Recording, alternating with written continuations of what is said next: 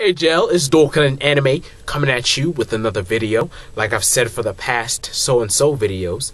And again, we're in the closet. I couldn't get out of the closet. I'm sorry. I'm here. I'm stuck. I can't come out of the closet. Do you know what that would do to my reputation? I'm not coming out of the closet. So, again with another analysis video, and it's going to be with characters. If you haven't associated me with this room and character profiles by now, then you're just baka.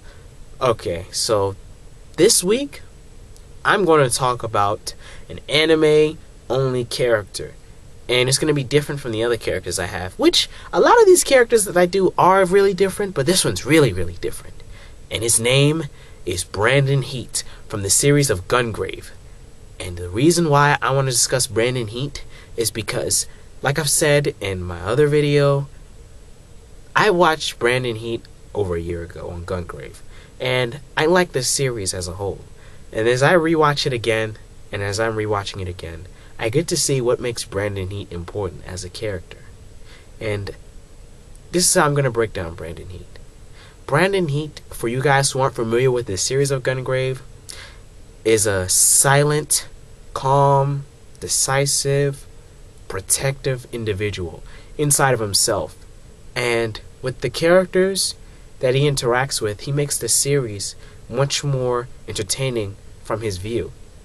Now, this type of person is a mysterious / silent, cool, collective person, and he's like this for most of the series. The show starts off with him being called Beyond the Grave because he literally is beyond the grave. And his origins start back from when he used to be with a handful of friends, and he used to be in a poor district, and that was all that mattered to him, protecting his friends and being with them. At the beginning, we think he is a mute, but we get to see over time that he can speak and he can interact, but he's a man of action and not of too many words. And this is what it means to be a man of action, not some cartoonic kid who wants to have a pirate crew and doesn't know the means to become a pirate captain. Now, I'm not trying to reference anyone. Damn. I was sick over the weekend, I'm sorry.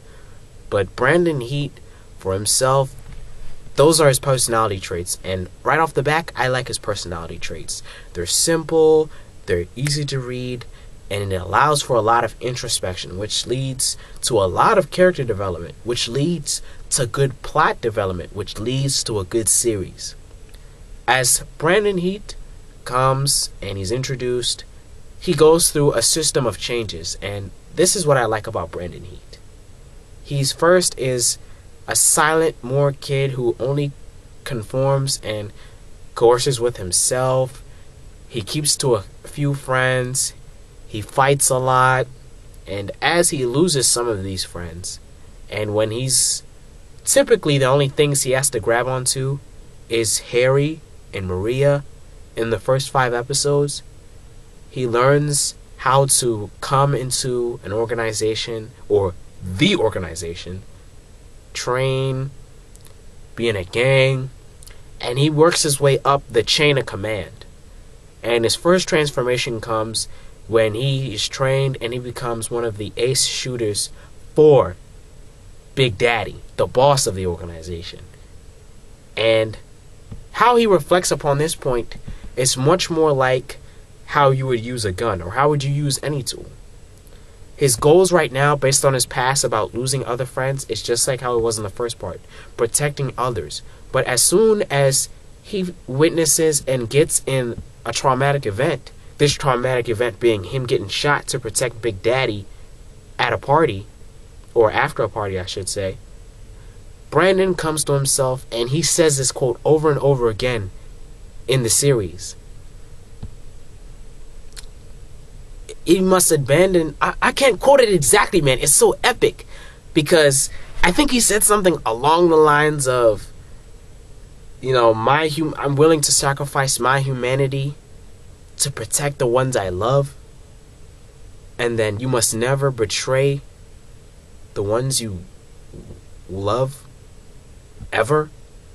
Something along those lines. If you can tell me what the exact phrase was, please put it down in the comments section below. I want to know, because those words are so epic. I'm probably going to watch it after this video and get the correct words and put it as an annotation, but I'll let you guys participate. Tell me what it is. First, if one of you guys gets to be in one of my videos, I don't know, something.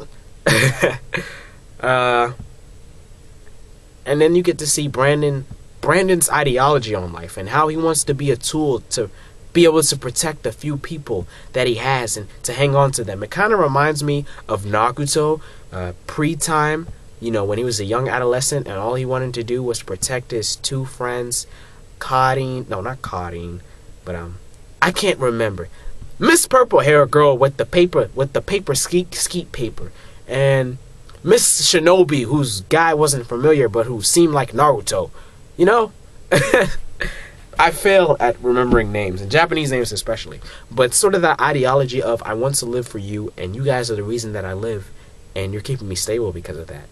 But when it comes to him protecting others and being very protective of others, he has that aspect to them, but he's a silent, calm, and decisive character. And one of the things that reflect upon him, like Big Daddy said, and I quote again, you can sacrifice your humanity for others. I'm going to just summarize it.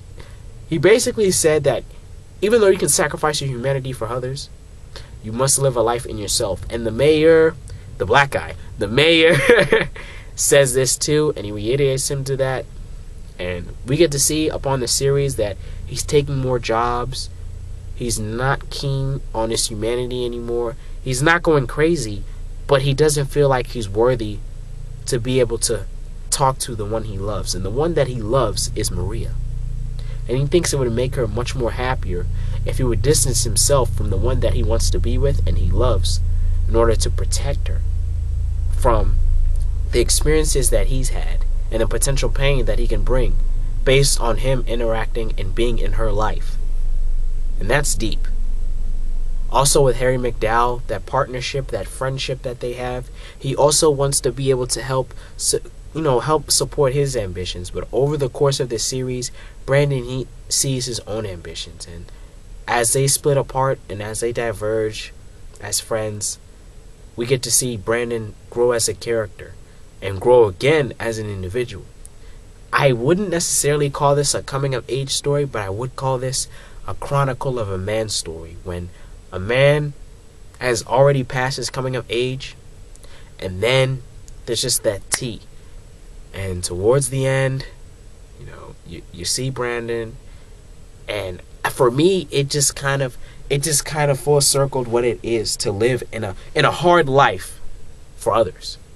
Also, again, when you see from another one of Brandon's character traits is that he wants to be able to protect. And when I mean protect, he's the first one to recommend to do a job, to do everything. I remembered when he became the boss of Madman Bungy, another cool character inside the series, he reprimanded him for taking on actions by his own. And he's always the first one to jog and jock at doing killings or jobs, not because he wants to get ahead in the organization or he wants to be big in the organization, but because he wants to have the ability to protect the ones he loves or protect the organization that keeps him there, like Big Daddy or Harry or Maria, etc., etc. We can see this again, and we can see this chronicle again when Bloody War comes into the situation, another antagonist of the series, and he brings his partner with him. I think they're just old Vietnam vets, and they have their first necrolization experiments with bringing the dead back to life and using them as powerful zombies to face the organization. Again, we see Brandon Heat mature as an individual, and after this, Brandon completely transforms from this hardcore or from this rugged street mat into a crisp, clean, professional killer. And you can see how his job, what he has to take from his job, and how he feels about his job comes upon him as a character.